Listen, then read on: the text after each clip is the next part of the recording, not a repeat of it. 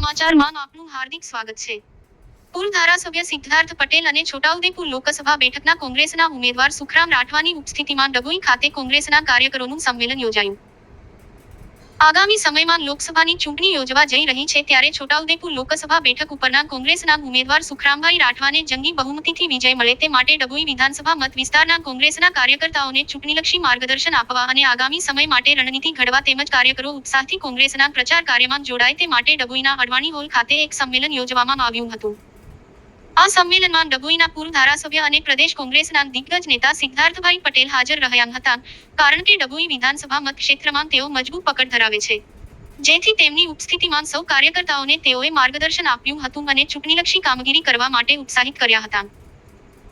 આ કાર્યક્રમમાં ડભોઈ શહેર કોંગ્રેસ સમિતિના પ્રમુખ સતીશભાઈ રાવલ, તાલુકા કોંગ્રેસ સમિતિના તાલુકા પંચાયત વિરોધ પક્ષના નેતા પ્રહલાદભાઈ પટેલ, ડભોઈ નગરપાલિકાના વિરોધ પક્ષના નેતા યોગેશ ઠાકોર, પક્ષના આગેવાન અને પાલિકાના સભ્ય સુભાષભાઈ ભોજવાણી, નૂર મહંમદ મહુડાવાલા, તાલુકાના અગ્રણી અને યુવા આગેવાન સુધીરભાઈ બારોટ તેમજ મોટી સંખ્યામાં નગરપાલિકાના ચૂંટાયેલા પ્રતિનિધિઓ અને કાર્યકર્તાઓ ઉપસ્થિત રહ્યા હતા।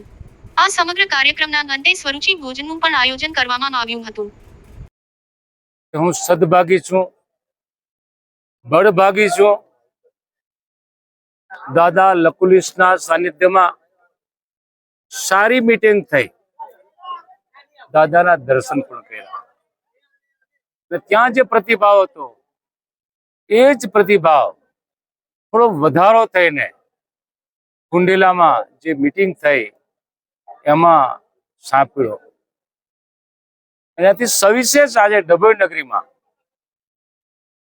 એના કાર્યકરોનો ઉત્સાહ, મતદારોનો ઉત્સાહ જોતા મને એવું લાગ્યું કે ડભોઈ વાળા દિલ से प्यार करता है। ડભોઈ વાળાએ અમારું દિલ જીતી લીધું છે।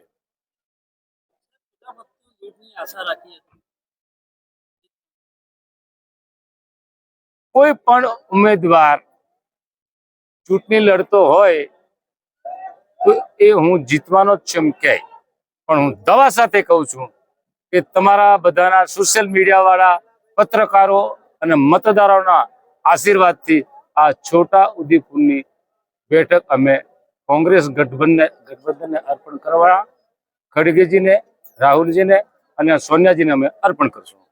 ભવન ખાતે, કુંડેલા ખાતે અને ડભોઈ શહેરમાં એમ 3 મીટિંગોનું આયોજન થયું। ત્રણેય જગ્યાએ ખૂબ મોટા પ્રમાણમાં કાર્યકર્તા અને આગેવાન મિત્રો ઉપસ્થિત રહ્યા। ચૂંટણી માટેની વ્યૂહરચનાની ચર્ચા થઈ છે, આગામી દિવસોમાં કામગીરીની વહેંચણીની ચર્ચા થઈ છે અને જે પ્રતિભાવ સૌ કાર્યકર્તાઓનો મળ્યો છે એ જોતા સ્પષ્ટ દેખાય છે કે કાર્યકર્તા પૂરી તાકાતથી ચૂંટણી લડવા માટે કટિબદ્ધ છે અને આવનારા દિવસોમાં ખૂબ સરસ રીતે ચૂંટણીની કામગીરી થાય અને લોકોનો સાથ અને સહકાર વ્યાપક પ્રમાણમાં પ્રાપ્ત થાય એ દિશામાં કોંગ્રેસના કાર્યકર્તાઓ મહેનત કરશે।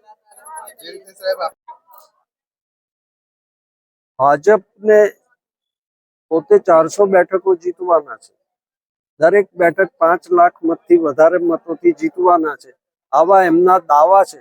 મને એ સમજ નથી પડતી કે ક્યાં એમનામાં કચાશ છે કે જેથી એમને બીજા પક્ષોમાંથી લોક ધાક ધમકી આપી અને બીજા પક્ષના લોકોને પોતાના પક્ષમાં સામેલ કરવા પડે છે એવી પરિસ્થિતિ કેમ ઊભી થઈ છે।